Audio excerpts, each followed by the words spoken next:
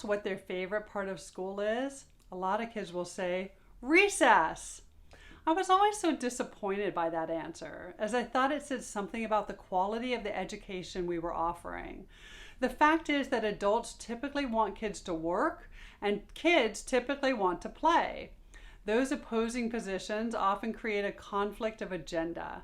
Children can either play outside of school, called recreational play, in spite of school, called illicit play, or within school activities, sometimes called instrumental play. Pause for a moment and consider where your child finds play during the day.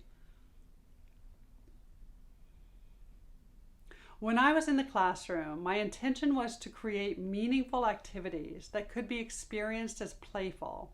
In other words, embedding the work we did with a spirit of fun and playfulness. Because of the large numbers of students in the classroom, my goal was to create situationally motivating activities rather than meeting each child's individual interests. Something similar to a blockbuster movie when compared to a film with a smaller cult following. That's one reason why I turned my classroom into a version of living theater, with simulations and role play at the center of a wild and crazy interactive learning environment. At home, however, you have the freedom to follow your child's interests and embed meaningful content into those personal interests. That's one very effective way of solving the work-play dilemma. I didn't understand it at the time, but I now understand that there are very good reasons for children to have an agenda of play, and to understand that will turn our attention to biology. Looking at the work-play dilemma from a biological perspective will show us that play is really not a dilemma at all, but a necessary part of human biology, no matter how young or old we are. Let's take a simplified look at the chemical activity in the brain when learning happens. We'll start with a visual of what I call the flow learning cycle, which includes all 4 stages of what's often called the flow cycle, paired with the focused diffuse modes of learning. Stage 1, struggle. Focus mode. During this struggle stage, children are focusing intently on one clear goal at a time for the particular amount of time that they choose. A daily plan made up of small, clear goals tells your brain what to focus on now and what to focus on next. Stage 2, release, diffuse mode, or what I call a brain break. During this release stage, children are letting go of the focus and letting their minds daydream in play or relaxation for short periods of time. These 2 stages alternate back and forth to complete valuable learning, and I often refer to those sessions as deep work or superpower time. The goal is to string a few of those alternating sessions together for a solid block of time each day. Stage 3, flow. Once we obtain some mastery, we can enter into flow through the learning activity. But until then, we still need to make time for flow, that is play, in our lives to reset and recover from the effort we use during learning. Most of us have some enjoyable activity we would choose to do in our free time. Usually it's 1 or 2 activities that we really enjoy and consider play. We can't wait to get to do it. The activities differ for each of us, but our kids have these favorites too. It might be snowboarding, or playing in the front yard, playing a board game with family, or reading a good book, snuggled up with a stuffed animal or favorite pet. There are thousands of possibilities that excite us.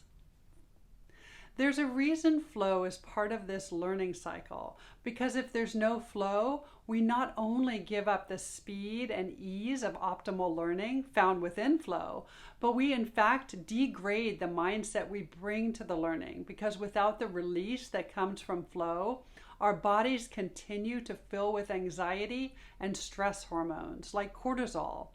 Imagine traditional school for a moment. For most kids, it goes something like this. Work, work, work, play at recess, work, work, maybe play at lunch, work, work, go home. It's no wonder that kids like recess and lunch, because they get to dump all of that stress and reset their nervous systems before loading more stress back in again. One challenge is that there are few opportunities for natural flow in traditional schooling. Kids wait anxiously for recess and lunch, or maybe for some physical education to get a release.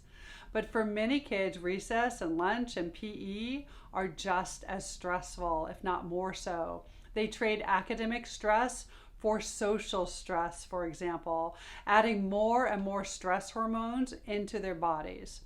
Or if opportunities at recess and lunch aren't flow triggers or are very short in time allocation, there's not enough of a release, and that buildup continues.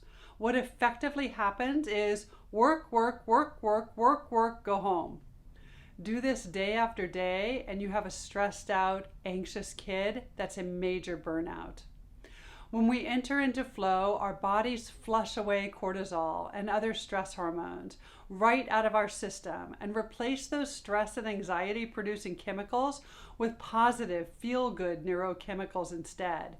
This process effectively resets our nervous system, calming our kids down. Flow is a type of focusing skill, and the more we train our brains to get into flow, the more flow we get. Kids who recharge their energy stores and reset their nervous systems through flow get a payoff for all of that grit and perseverance during the struggle stage of learning. Getting into flow makes the perseverance worthwhile. If kids are learning new things, they may not get into flow during superpower time. We usually find flow when we have some mastery in a content area. When kids just don't have a lot of knowledge yet, it can be a grind to build that knowledge framework in the brain. We want kids that set daily, manageable goals and meet them, rather than kids that associate goal setting with burnout. It's important, therefore, to have opportunities for flow, also called play, after those learning sessions for your child to be able to reset and recover. Stage 4, recovery. Creating a container for the day with a beginning and an ending point can help kids feel like they've won the day.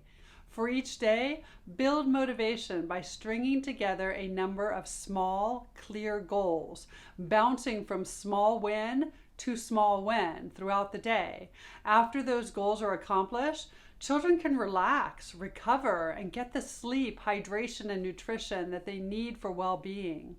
Well-being is the foundation that we build all learning upon, and the quality of each component of physical, intellectual, emotional, spiritual, and relational well-being is a precursor to flow. Actionable steps.